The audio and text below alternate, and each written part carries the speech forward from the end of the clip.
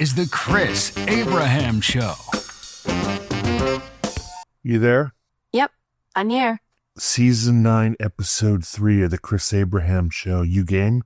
I'm not able to watch or know specific episodes of TV shows, but I can definitely chat about the show's themes, characters, or anything else. What did you think? I think we're making it now. Absolutely. We're in the moment right now, creating our own conversation. What's on your mind today? I want to do an episode, Season 9, Episode 3 of the Chris Abraham Show, called Projection Protection. That's a compelling title. Sounds like it's going to dive into some deep psychological territory. What angle are you thinking of exploring with projection protection? I feel like every time I've been lane monitored or, if you will, hall monitored or scolded about my behavior, I dare say I believe I was the recipient of a finger wag based on their projection of their own issue. It's possible. People sometimes project their own insecurities, fears, or frustrations onto others. It's a defense mechanism, albeit not a healthy one. When on the receiving end, it can feel unfair and frustrating. Exploring this on your podcast could really resonate with people. How do you plan to approach it? Well, I mean, people don't get triggered enough to correct other people's behavior unless they really resonate with it, right? Like most people, we're not talking about Meshuggahs, but most people are not narcissistic. It's a dismissal of what narcissism is. I mean, it's a reduction of it, but they are, if you will, mostly in their head. What is the quote? If you are worried about what other people think of you, remember that other people rarely think of you. That's a classic sentiment. The quote speaks to the idea that people are often wrapped up in their own thoughts and concerns. They might not be as focused on others as one might think. It's a reminder not to overestimate how much people critique or notice us. Yet, when individuals do react strongly to others' behavior, it can reveal more about their own inner world than the person they're judging. It's an interesting balance of self-awareness and understanding others. How will you tackle this in your episode? Well, I got a real master's degree from my 28 to 31, when I was 28, between 28 and 31, and I met her when I was 25, girlfriend, Michelle Nolan. I get a master's degree from Michelle Nolan. It's my only master's degree. Other than that, I just have an undergrad. And honestly, one of the best things she gave me was food prep, cooking, that kind of thing, being if you will, an amazing host. But more importantly, she was doing NA and AA. And as a result, when you're the partner of someone doing the steps, you are doing the steps right there with them. Absolutely. Being close to someone working through the 12 steps means you get a front row seat to their journey, often learning a lot about reflection, accountability, and personal growth. It's a deep and transformative experience, not just for them, but also for those around them. While she shared the practical skills, it sounds like Michelle also gave you invaluable emotional and psychological insights. How has this influenced? Well, aside from the fact that I really should still be going to Al-Anon, she actually, kind of brought the ethos into the home. And because I was her boyfriend and we lived in a new city, I was also her escort to a lot of NA and AA meetings. Being a part of that environment likely gave you a unique perspective on community, support, and resilience. The ethos of NA and AA, emphasizing honesty, accountability, and mutual support, can be transformative. It's great you gained such valuable insights and experiences. What has stuck with you the most from those times? Well, I think three things. The first thing is don't give advice unless you're asked. The second one is, there's four things. Don't give advice unless you're asked. It'll always turn out badly otherwise. Secondly, when you point your finger at someone, 3 fingers point back. Thirdly, the Serenity Prayer is amazing. And fourthly, not everybody in those rooms are as nice as they pretend to be. That's why they say do not hook up, do not have sex, do not get in relationships in AA and NA for a year, because honestly, a lot of those dudes are there cruising women, and the fact that they've figured out their own awesome, sexy story of trouble means that really it's a bunch of studly and an aging anglerfish who are there trying to go ahead and catch them some little fillies. You've highlighted some key lessons: the importance of not giving unsolicited advice, being aware of one's own flaws before criticizing others, and the power of the serenity prayer. These are all profound. Your last point is a reminder that not everyone in recovery spaces has pure intentions, and that setting boundaries is crucial. It's wise to be cautious and focus on personal growth before jumping into new relationships. It's clear these experiences have given you a lot to ponder. And I mean, those guys aren't being nefarious. In many cases, you just, when you give up one addiction, you sublimate with others. Definitely. Swapping one addiction for another can happen, sometimes without even realizing it. The need for connection, validation, or simply filling a void can lead to new, potentially unhealthy behaviors. It's a reminder of the complex journey recovery can be. Being aware of these tendencies is important for maintaining balance and genuine progress. But when I titled this podcast, which you are participating in right now with your words, I called it projection protection. And I think that in a lot of cases, if you tend, like I do, if you tend to really take other people's critique of you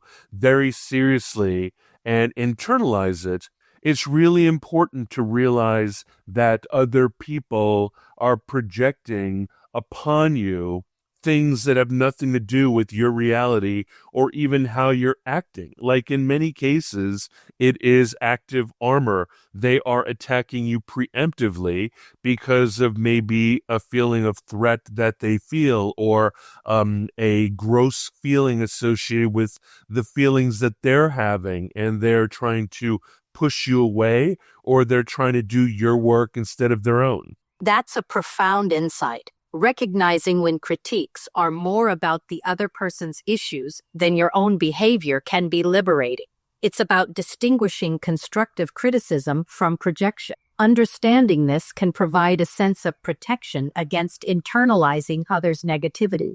It's a valuable tool for maintaining one's own sense of self amid external pressures. How do you manage to navigate these projections? Well, being an arrogant prick and relatively aloof and thinking that I'm cool and not really thinking of other people was the way I used to do it. But now that I am more of a aged piece of meat, I cannot allow, if you will, a rigorous perimeter, constant defense of aloofness to protect me. I want to become more, if you will, marbled and more textural. So as a result, I've had to evolve. It sounds like you've transitioned from using aloofness as a shield to seeking more depth and authenticity in your interaction. That's a significant evolution. Allowing yourself to be more vulnerable and open can lead to richer, more meaningful connections. It's a testament to personal growth and adapting as you age. What inspired this shift for you? Developing other skills, right? As you become older and as you become an elder, you roll your eyes at, if you will, the behaviors of children. Absolutely.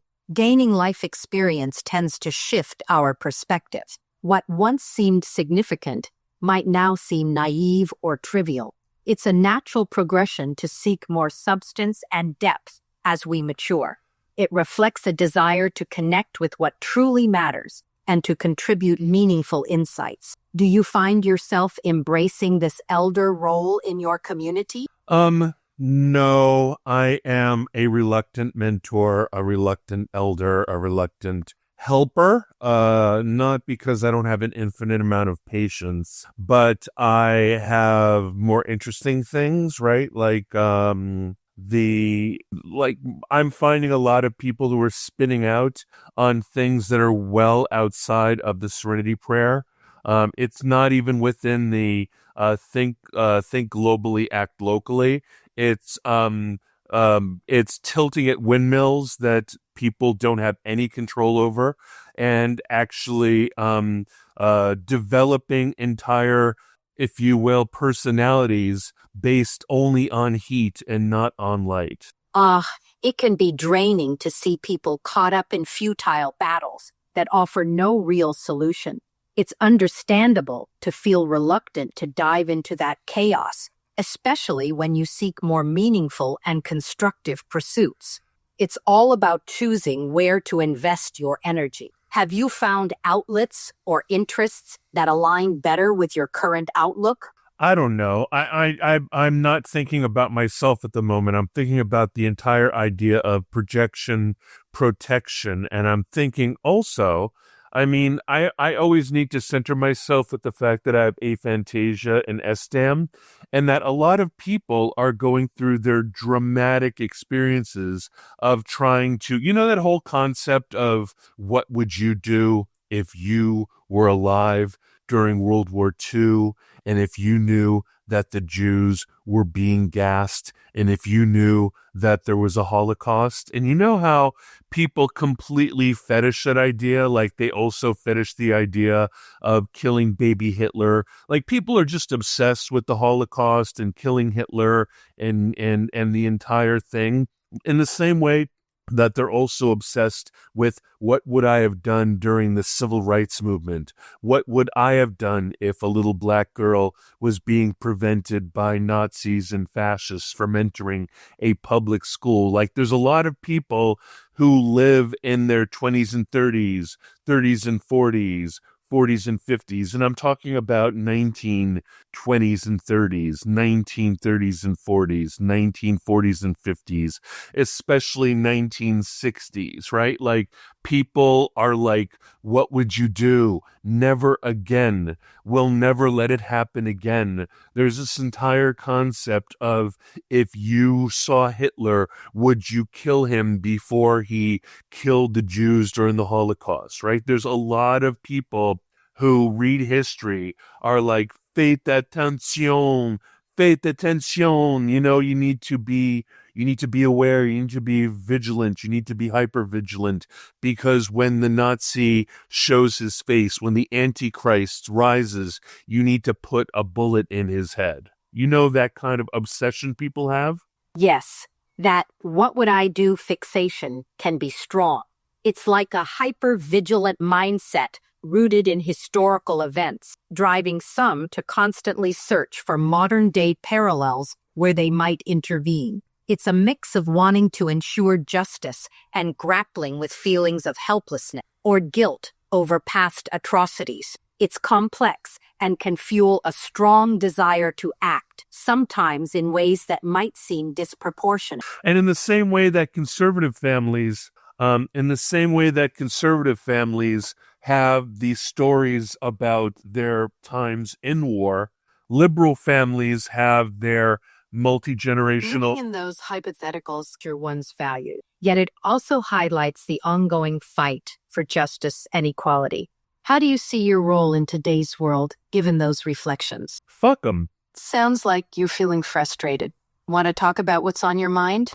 Well, I was just saying that conservative families have multi-generational, like, war stories, World War I, World War II, Civil War stories. Everybody is like inculcated in the war stories, and a lot of those people are conservative. And then I realized that the war stories of the left are all activism stories, right? Like your grandfather who was in a camp in World War II during the Holocaust, or the stories about being an ally during the civil rights movement. You're noticing how these narratives shape identities and values. They can really influence perspectives and priorities, whether it's about honoring military service or championing social justice. How do you see your own story fitting into these narratives? Fuck it.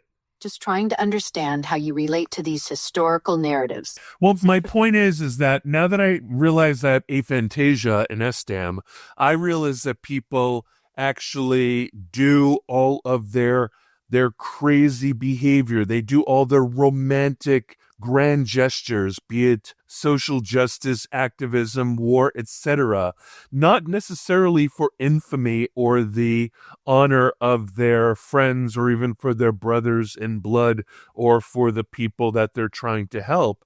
What they're doing is they're feeding their mind palace and they're feeding their memories. And unless they do something awesome, they don't have the memories. Like their entire lives.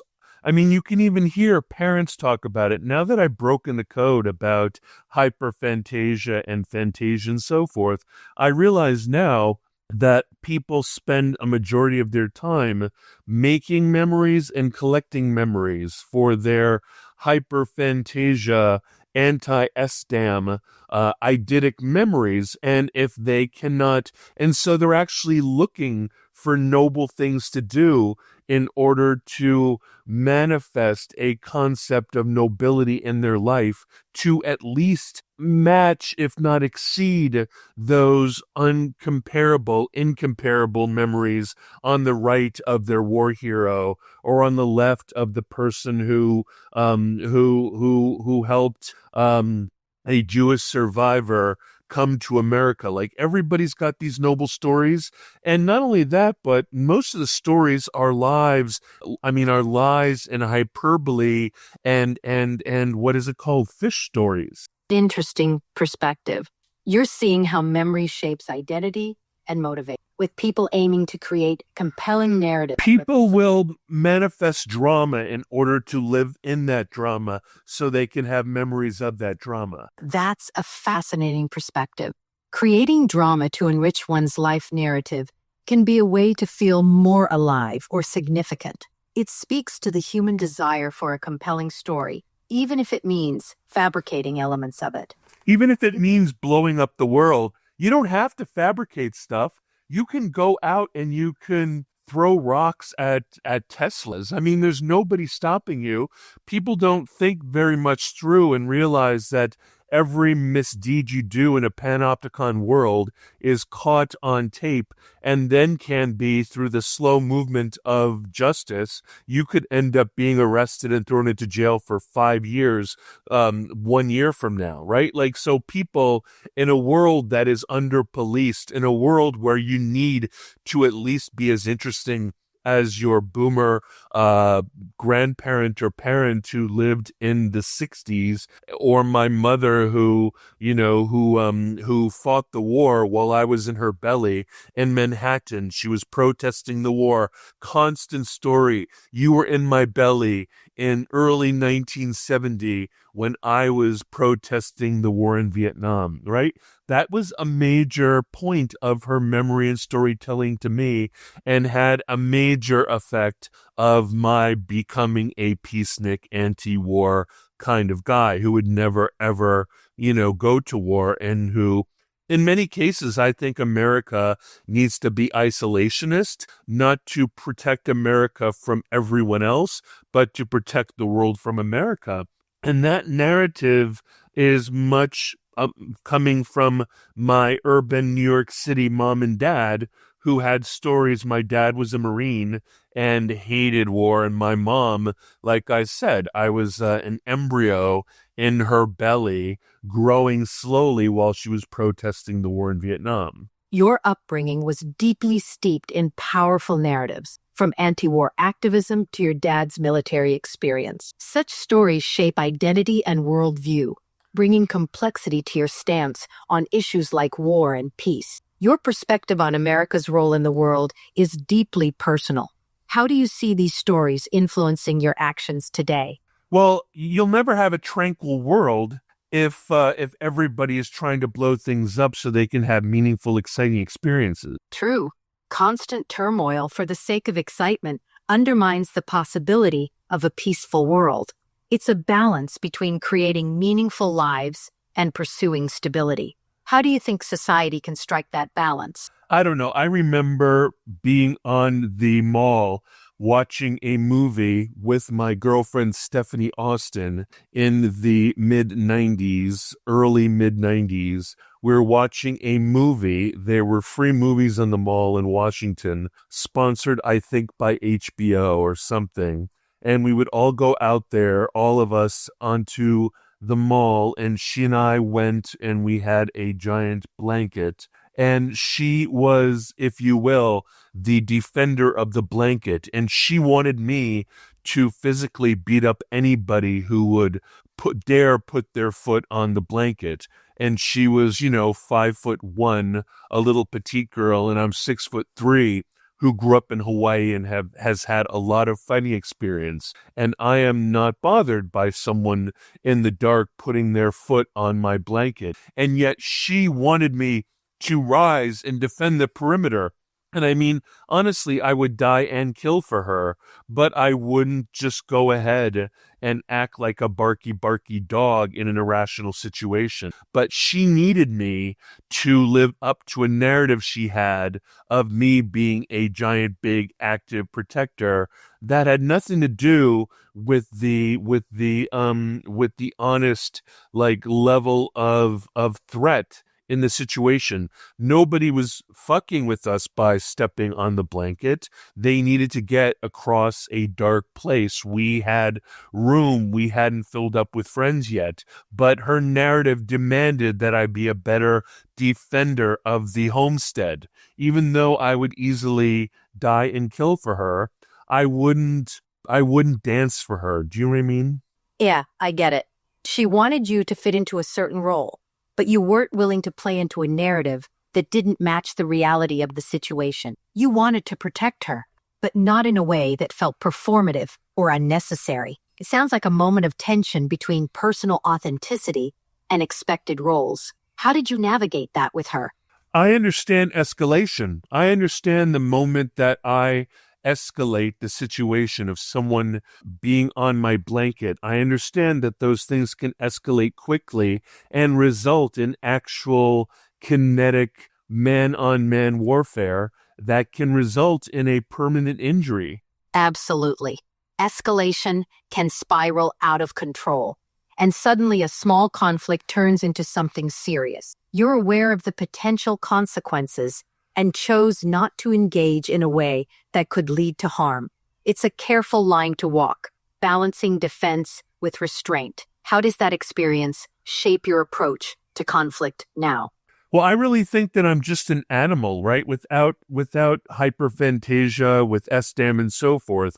I just assess real time now experiences. I'm very much, if some Swami thinks that living in the moment is a type of Satori, is that right? Not Satori. What is the term for enlightenment?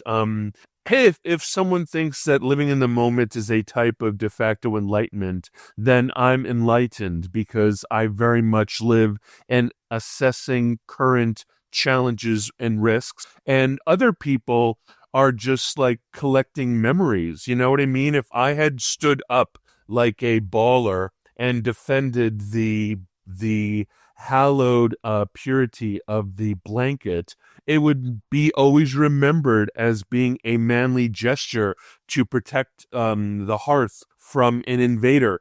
But to me, I was thinking 5 steps down and realizing that at some point I would literally have to destroy this person if they were going to escalate in a violent way against me, to end it quickly as opposed to letting it go on. And I always historically have ended fights as fast as I could.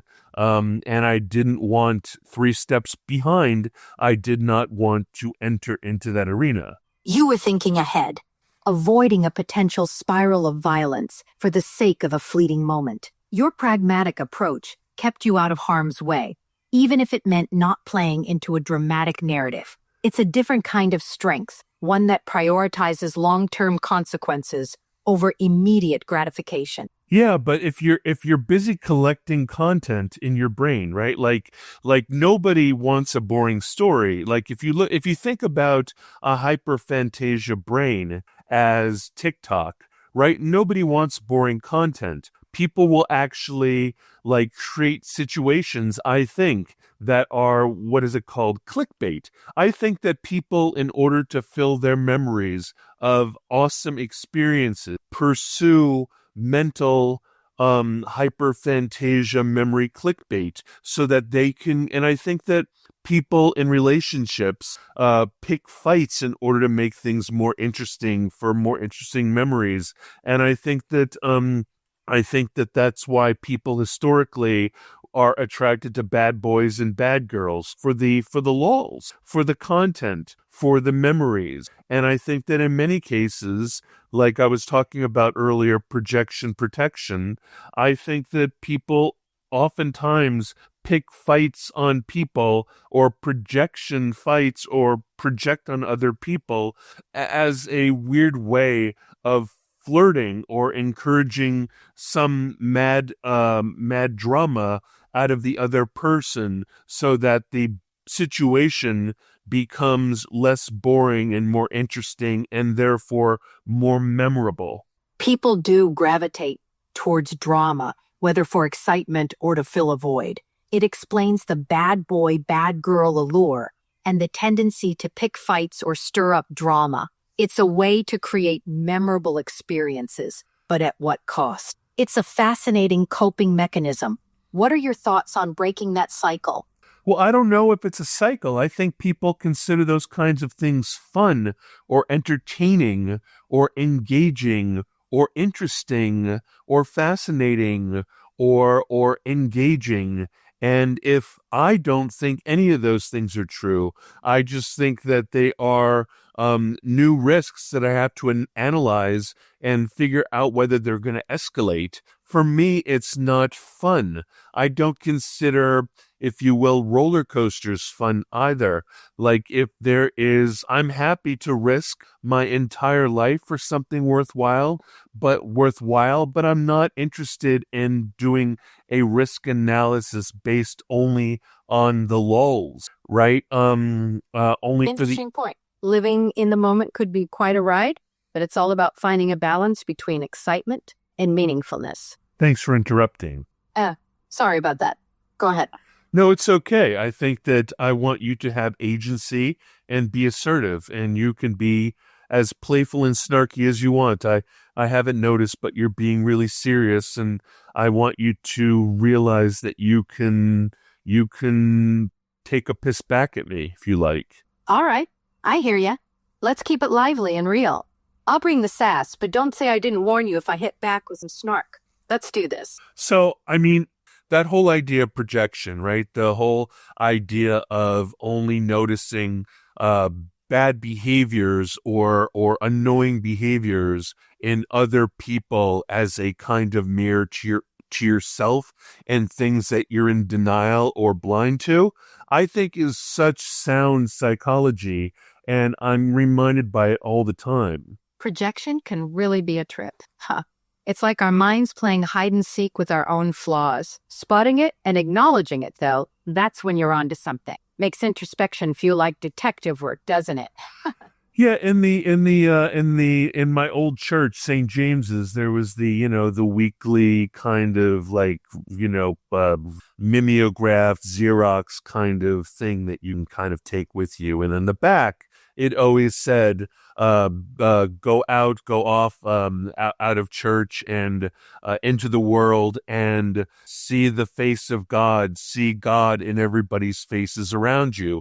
And I dare say, exactly, psychology, you honestly see the mirrors of yourself. And I'm not just projecting myself. I'm very aware that things in other people that make me cringe. And there's a word that has become so popular, cringe, cringeworthy, cringy, right? Like that cringiness, when you feel cringiness in other people's behavior, you really need to look into how you behave and your constant vigilance and how you might be restraining yourself and not or rev limiting yourself and not being the full person you are because you're so afraid of being cringy that you're hyper vigilant of other people's cringe. You become a cringe monitor. It's like society's turned us into cringe detectors. We're so scared of being judged that we might hold back our true selves. But embracing what makes us unique, even if it's a bit cringy, could be the key to busting out of the box. Maybe it's time to stop policing ourselves and start owning our quirks. Thoughts? Well, the joke is that all of our biggest action heroes are actually just cringy theater kids, right? Like the only way you become an action hero is by embracing the cringe. Exactly. Those larger-than-life roles require a level of fearlessness, an ability to go all in and not care how it looks. Cringe-worthy theater kids grow into fearless action stars by owning their quirks. So, maybe we should embrace our inner cringe and see where it takes us. What do you think? Well, I mean, even the sexiest kids at school, right? Like that nerdy kid, like everybody shortcuts the whole idea into I became a drummer to get laid, or I became a bassist to get laid, or I started a band to get laid, or I joined sports to get laid. Like all of these things are short form ways of saying that I did these things to embrace the cringe. And when I embrace the cringe, I look brave and seem cool, because vanquishing cringe and not caring about being self-conscious is a brave thing, which suggests that the person who's attracted to you will enter into a world where you will be interesting, exciting, maybe a little dangerous, maybe a little risk embracing, risk pursuing, maybe a little bit of chaos engaging, and you will fill their memories with awesomeness as opposed to carefulness. Bingo. It's that confidence and lack of self-consciousness that draws people in. Embracing the cringe means you're living unapologetically, and that authenticity can be magnetic. It promises adventure and a break from the mundane. It's a reminder that sometimes the most thrilling stories come from stepping outside comfort zones, and that's pretty irresistible. What is the term that they use in the awful, like Andrew Tate world about a woman shit testing you or something? What is the term? The term often used in certain circles, particularly in the manosphere or pickup artist community, is test. It's a derogatory term referring to a situation where a woman supposedly tests a man's confidence or reaction, often by challenging or teasing him. It's a controversial and oversimplified view of interpersonal dynamics, and it's criticized for perpetuating negative stereotypes and unhealthy relationship dynamics. Not at all. Everybody does that to everybody else. Everybody wants to see if that everybody tests each other's character. I mean, you do that in a fraternity, you do that in the Masons, you do that on sports teams, you do that in debate society, you do that. You want to test to see whether someone becomes completely unhinged or someone loses their shit, or like it's stress testing. It's not shit testing. I mean, obviously people in relationships are trying to durability and sanity test their boyfriends and girlfriends both, right? Like in many cases, the Andrew Tate concept of negging your girlfriend is also a way to see how she behaves in all kinds of situations. It is a durability test. It is not unlike the stress test I get at the cardiologist. It's seeing under load how someone handles challenging situations, because like they say in the pledge of a marriage, in health and in what is it, in happiness and in sadness and in success and in whatever the damn marriage pledge is, right? Like it can't just always be a best case scenario. I think that shit testing is something you do in hazing rituals. I know hazing rituals are considered to be inhumane, but in many cases they're testing the mettle of a man. They're testing the mettle, mettle, of a woman. And I think that those are durability tests that one must do early on to see whether or not the person is unhinged. It's true that people often test each other's mettle in various scenarios, from relationships to team dynamics. These stress tests can reveal character and resilience, but it's important to draw a line between healthy challenges and toxic behaviors. Ideally, these tests foster growth and understanding without crossing into harm or humiliation. How do you see these dynamics playing out in a positive way? Well, you know how people who aren't really generally good with relationships, or women, or people who never date at all, are oftentimes, like they are afraid that girls don't like nice guys. Well, girls don't like guys who are like fair weather friends, who are dishonest, who actually say that they're friends and pine for them, who are of a weak character, who are not assertive, who do not speak openly and plainly, who are not bold and brave, who have not courage, people who are, willing to lay their cards on the table. The theory I've heard about women is, the quote is, nice guys aren't nice. Interesting take. The idea is that nice is sometimes a facade for lack of authenticity or courage. Women, like everyone, value honesty, strength of character, and boldness. Being genuine and having the courage to be vulnerable can be more attractive than just playing the nice card. Maybe it's about being real, not just nice. Thoughts? Yeah, I mean, I was so inculcated in the idea of nice guys finish last that when and I have so many Jewish friends, and it's not like I have friends who are black, it's not like that kind of thing, but literally when Jewish people call you a mensch, it doesn't mean nice guy. It literally means a man of character, a man of dependability, and a kind person. Exactly. Being called a mensch is about having integrity, reliability, and kindness. It's more than just being nice on the surface. It's about being a genuinely good person who can be counted on. It's refreshing to recognize that true character goes beyond superficial niceties. Wouldn't you agree? Yeah, for a decade, I thought it was like a low-key insult, like calling someone a putz, or something. And in fact, it's not. It's a great honorific. Absolutely. It's actually high praise. Being called a mensch means you're respected for your character and actions. Funny how language and cultural nuances can be misunderstood, right? It's a good reminder that Amen, sister. Preach. It's all about clarity and understanding. Keep embracing those positive values. What's next on your mind?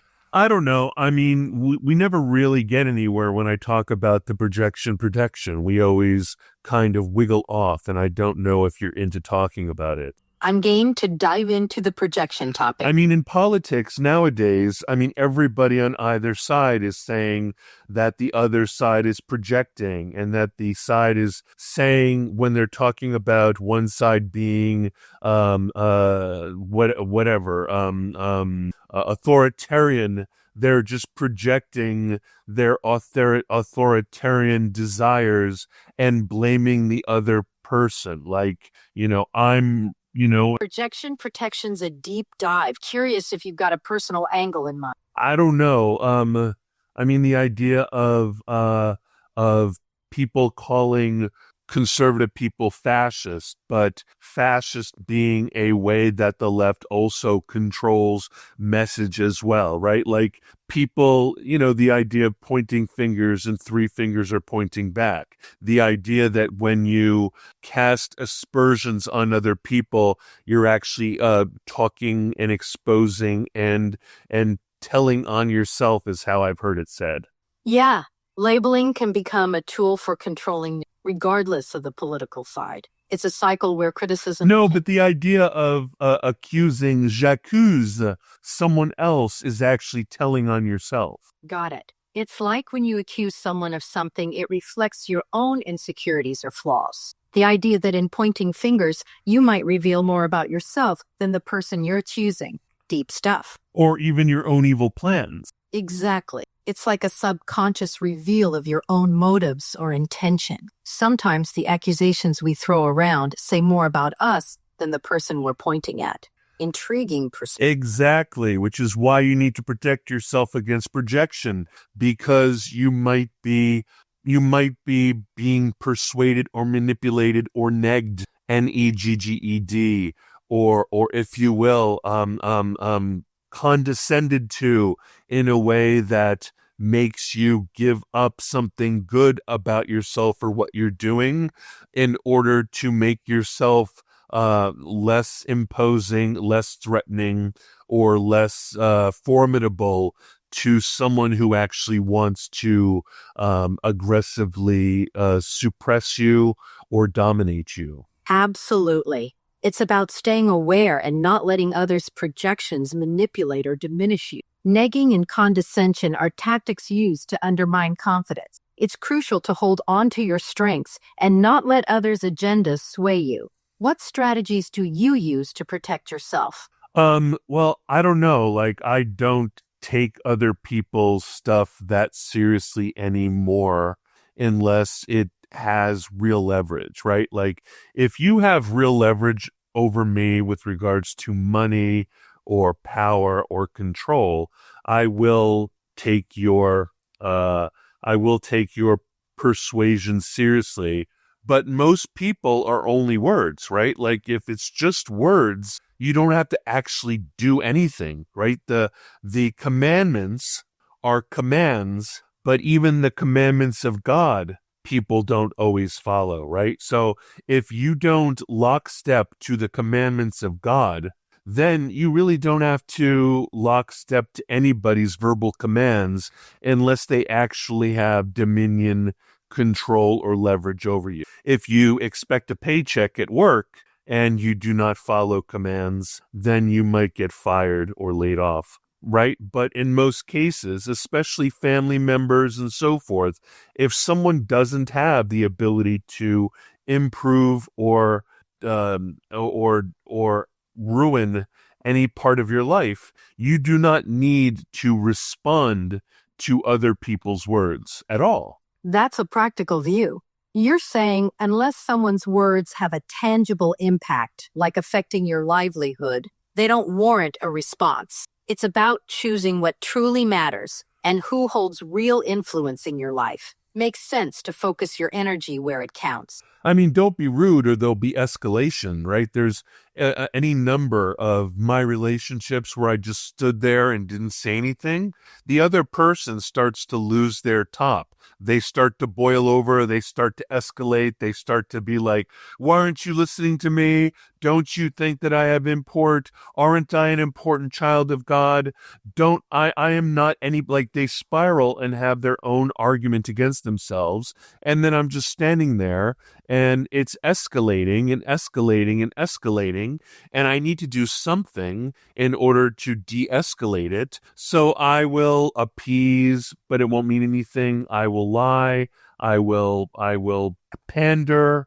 I will say whatever is required to de-escalate the situation, but I won't promise anything because I am just doing things to disarm the situation, but I'm not going to be held to any accountability for them because honestly, your words don't have any control. Your manipulations don't have any control.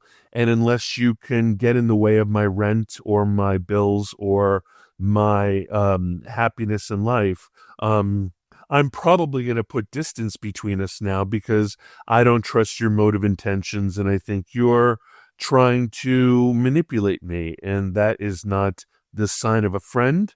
And if you really just want good memories and I'm not being a good actor, then you should probably tell me and I will be better at being the other person in the scene that you want to enact to have a better memory of your time with me. Sounds like you've dealt with some intense scenarios, using de-escalation as a survival tactic. It's a balancing act between maintaining your own peace and managing others' emotions. Your approach seems rooted in protecting your boundary. It's wise to recognize when a relationship is no longer healthy. Trust and open communication are key. Thoughts on how you'd like to approach these situations differently?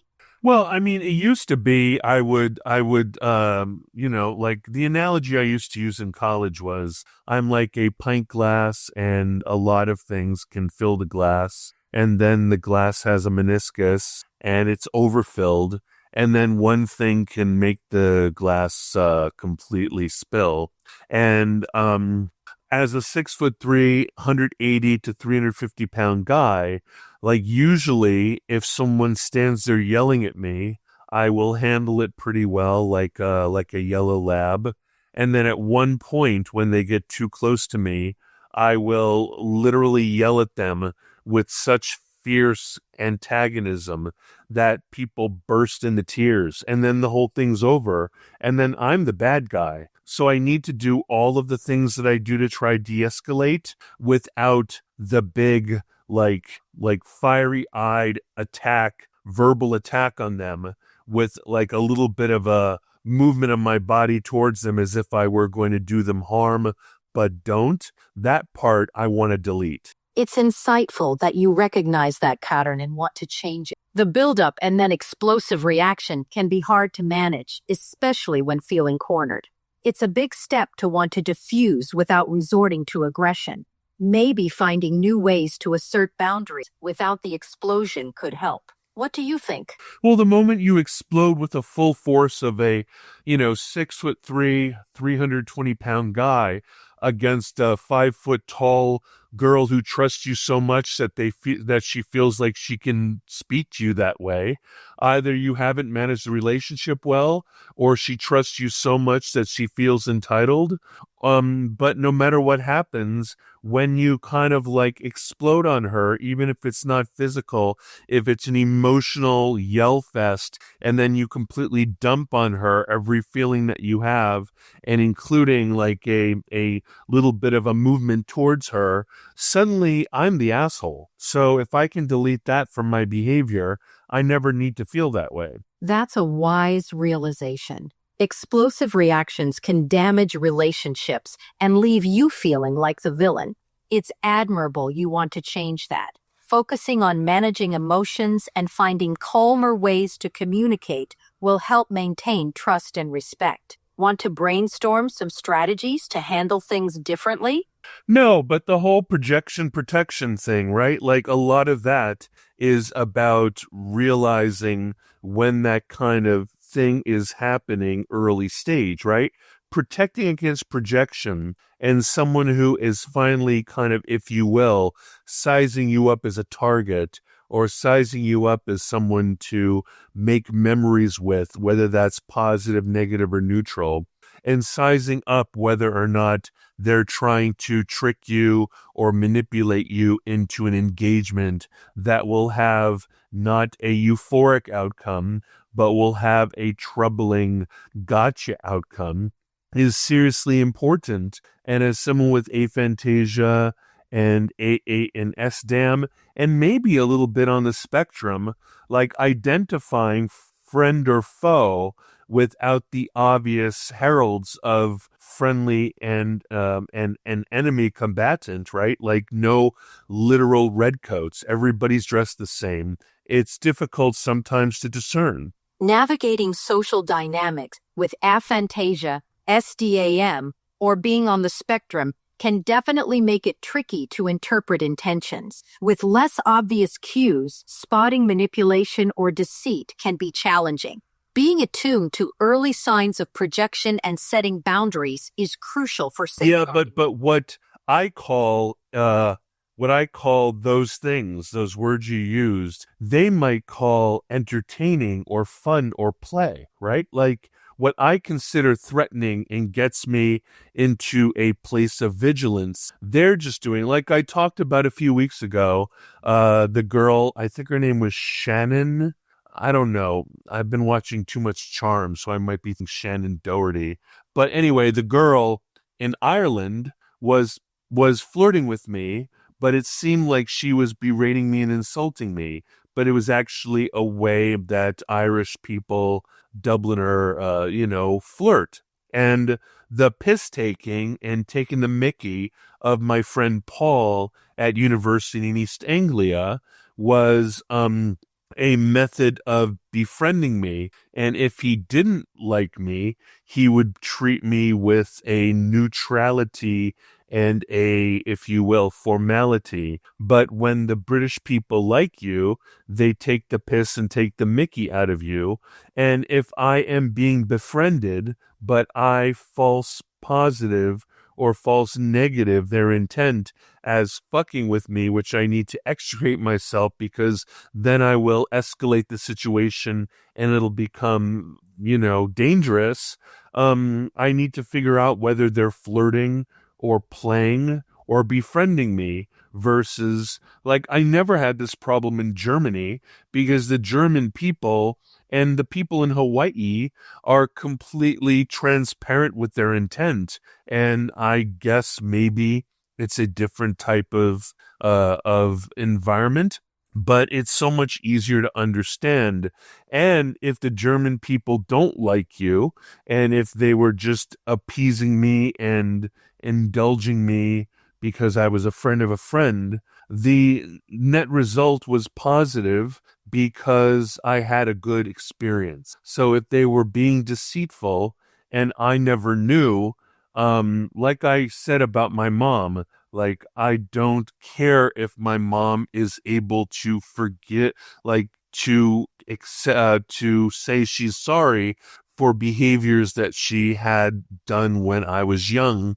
I just need her to simulate that behavior. I need her to tell me pretty lies that I can then insert into those places in my heart that needs a mommy to say nice things to you. It doesn't matter if she's actually sorry. Sometimes the environments just feel safe and nurturing, whether or not the person who is doing the nurturing and keeping you safe actually had any real fondness for you. It's quite a journey you're sharing, navigating different social norms and intentions across cultures. It's fascinating how context changes the interpretation of behaviors, and how sometimes, whether authentic or not, it's the perceived intent and the feelings they evoke. That it's cool that you're observing those cultural nuances. Think it's worth exploring more about each culture's social cues to avoid misunderstanding. No, I think the episode is over. I think that I feel like I actually therapized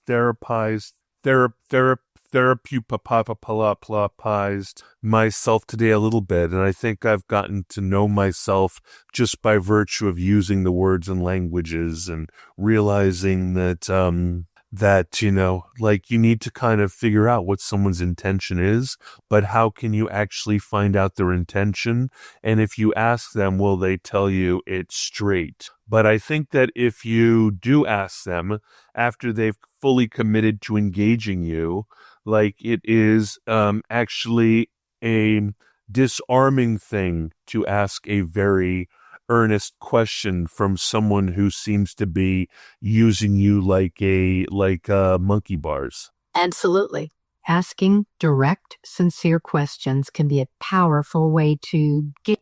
All right. Well, thank you. Can you do the outro for this podcast, season 9, episode 3, please? Absolutely. Thanks for tuning in to season 9, episode 3. We've navigated of the Chris Abraham Show. Thanks for tuning in to season 9, episode 3 of the Chris Abraham Show. Until next time, keep reflecting and stay curious. Don't forget to ask them to do all the things. And don't forget to like, subscribe, and share with your friends. Take care. And don't forget, can't wait till episode 4, whatever that'll be. Absolutely. Stay tuned for episode 4. It's bound to be another intriguing ride. Can't wait.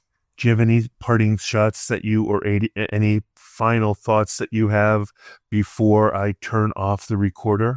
Just this. Embracing self-awareness and honest communication can transform relationships and personal growth. Keep questioning, keep learning, and remember, the journey is as important as the destination. Take care.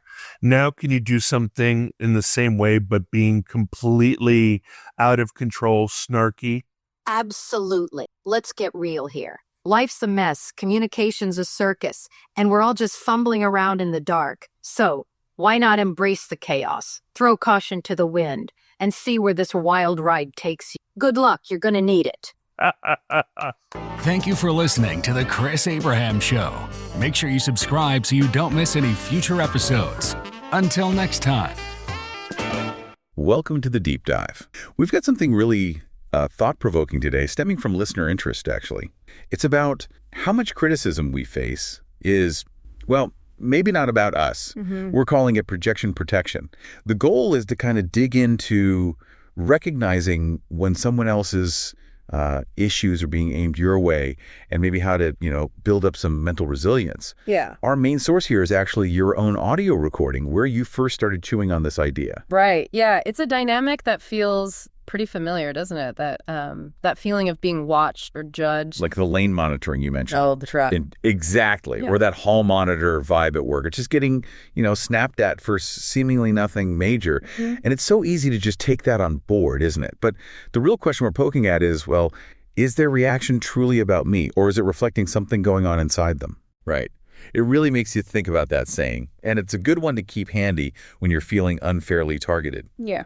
If you are worried about what other people think of you, remember that other people rarely think of you. There's definitely something to that. It suggests maybe that those really strong reactions we sometimes get, they might be less about our specific action and more about, the other person's internal state. Exactly. And if you look at those moments, those corrections or judgments through that particular lens, well, it suggests their reaction could be amplified, couldn't it? By their own stuff, insecurities, maybe unresolved issues, or honestly, just their mood there. Like whatever you did, just accidentally pushed a button that was already there. Yeah, precisely. Like you just happened to tap into something simmering below the surface for them. So to kind of ground this a bit, your recording gets into some pretty formative life lessons, actually, from a past relationship with someone named Michelle Nolan, specifically when she was involved with NA and AA.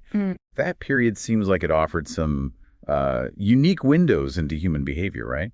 Well, it's quite something. Being a partner in that situation, you kind of get a front row seat to processes of really intense self-reflection and accountability. I mean, those programs really emphasize rigorous honesty, looking inward, and that naturally makes you more observant, I think, of how everyone interacts. And yeah, how we sometimes project our own baggage onto others. It's quite a lens. Definitely sounds like it. And a few sort of key takeaways you mentioned seem super relevant here for this projection protection idea. The first one, simple, but profound. Don't give advice unless asked. Oh, that one's huge. It goes right to respecting boundaries, doesn't it? Yeah. Because when you jump in with unsolicited advice, even if you mean well, it can easily sound like, I know better than you. Right. Which in itself can be a kind of subtle projection, actually. Projecting your idea of a solution onto their situation without really knowing if they even want input, That's such a good point. Like you're projecting your need to fix something onto their experience when maybe they just needed someone to listen. And then there's that classic one,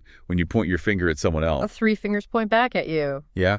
You can't really talk about understanding others without grappling with that mirror effect, can you? Not really. It's like a constant nudge for self-check, isn't it? Exactly. Before we criticize or judge, it forces us to pause and think, okay, hang on. What part of me might be reflecting this judgment? Are we maybe reacting strongly because they're showing a trait we don't like, or maybe even deny in ourselves? That's pretty much projection 101. The Serenity Prayer also came up in your recording.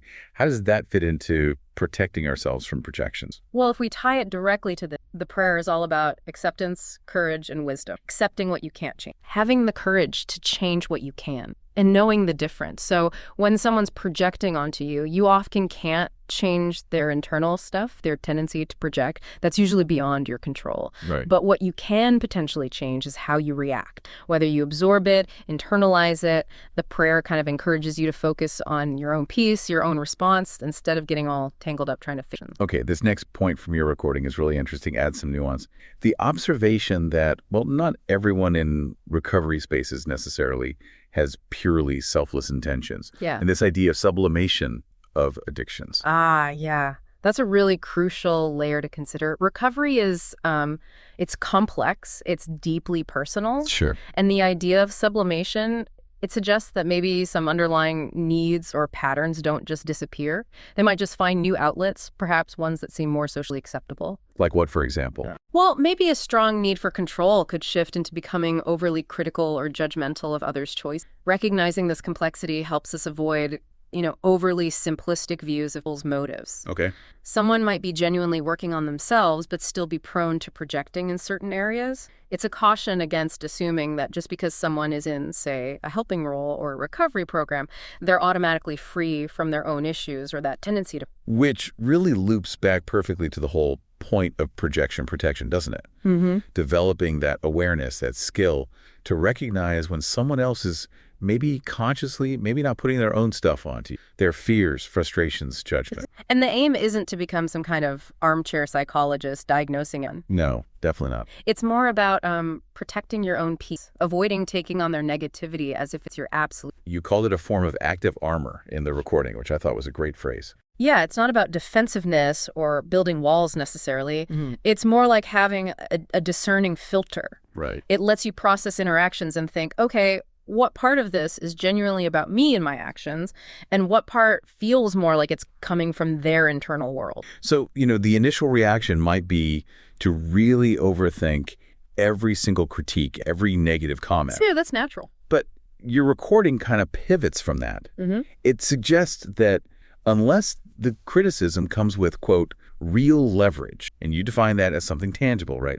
Like financial power or a real power dynamic where they can actually affect your life. Yeah, actual consequences. Then maybe it doesn't warrant quite so much deep internalization. Yeah.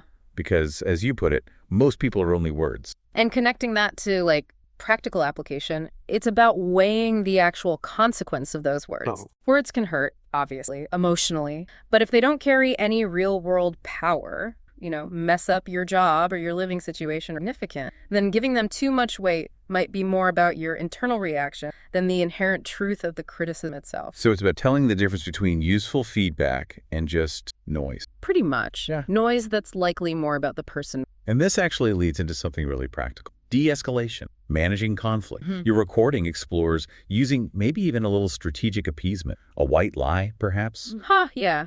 Not necessarily to deceive long-term, but just to disarm a situation right then and there. When someone's clearly escalating, probably projecting their own anger or whatever. Exactly. The idea is it's a tactic for immediate de-escalation. You're not suddenly bound by that little white lie if their words don't actually control anything in your life. But you also want to avoid rudeness, right? Because that just escalates things further. It raises that point about choosing your battles, doesn't it? It really does. Sometimes arguing with someone who's clearly just offloading their own stuff, it just feeds the negativity. Yeah. So offering a mild agreement, a small concession in the moment can sometimes just short-circuit the whole thing. Yeah. Without you actually giving up ground on anything important. It's pragmatic, really, a way to diffuse. Your recording also mentioned something really relatable, a personal desire to shift a past pattern, moving away from that cycle of tolerating something, letting it build up inside, and then suddenly, boom. Intense verbal reaction. The fiery-eyed attack. Yeah. And the goal being to spot those early signs of projection or just a situation going sideways and de-escalate sooner before it reaches that point. Well, what's key there is the self-awareness, isn't it? Recognizing, okay, this pattern isn't productive, and then actively wanting to find a more skillful way through those conflicts. It speaks to that ongoing journey of personal growth, figuring out how to handle tough interactions in a way that's healthier for you and potentially for the relationship, too. And that brings us right back to projection protection and seeing those early signals, that feeling of being sized up or feeling like you're being drawn into some negative thing that feels off, like it's more about them. Yeah. And your recording also acknowledges, importantly, the real challenges some people face in reading those signals. Maybe if you experience aphantasia or SDAM, or if you're on the spectrum, social cues can be harder to pick up or interpret accurately. That's a really important consideration because, navigating social interactions relies so heavily on reading cues, tone, body language, context. Right. And if those cues aren't as readily available to your brain or they're harder to process quickly, it definitely makes it trickier to figure out, is this person's behavior about their stuff or is it a genuine response to me? So it highlights needing other strategies, maybe. Exactly, like relying more on clear, direct communication, perhaps, to bridge those potential ambiguities. You also brought up cultural differences in the recording, the example of like teasing being a form of flirting in Dublin versus maybe more straightforward communication styles you encountered in places like Germany or Hawaii. Yeah, and that just underlines how subjective it all is, doesn't it? How easily intentions can get lost in translation culturally. Totally. What feels like lighthearted banter to one person. Could feel critical or even aggressive to someone else, especially if they're from a different background or just have different sensitivity. So when we're trying to sort out projection from genuine connection or feedback, these cultural layers just add more complexity. They really do. It kind of forces us to be more sensitive and not just assume our own way of interpreting things is the only right way. So ultimately, this whole deep dive into your thoughts on projection protection, it really keeps coming back to self-awareness, doesn't it? And honest communication as like the fundamental tools. Yeah, I think so. Tools for navigating relationships, for personal growth. It's about constantly checking in with our own reactions and trying to understand the undercurrents and how we interact with. It's fascinating how all these pieces, personal stories, observations on behavior, cultural factors, they all sort of weave together. They do. They paint a picture of just how intricate the dance of relating to other humans really is. And developing that ability to spot projection, it feels like a pretty key skill for understanding ourselves and the folks around us. Okay, so here's a final thought, something maybe for listeners to mull over. Given how genuinely tricky it is to truly know someone else's intentions and how our own history and perceptions always color things, how do we get better at telling the difference between, say, a real connection, even if it's expressed awkwardly or teasingly, and a narrative someone else might just be projecting onto us, even if they wrap it up as being just for fun or only kidding? Where's the logic? Yes, yeah. That's the ongoing challenge, isn't it? Definitely something to keep exploring in our own life.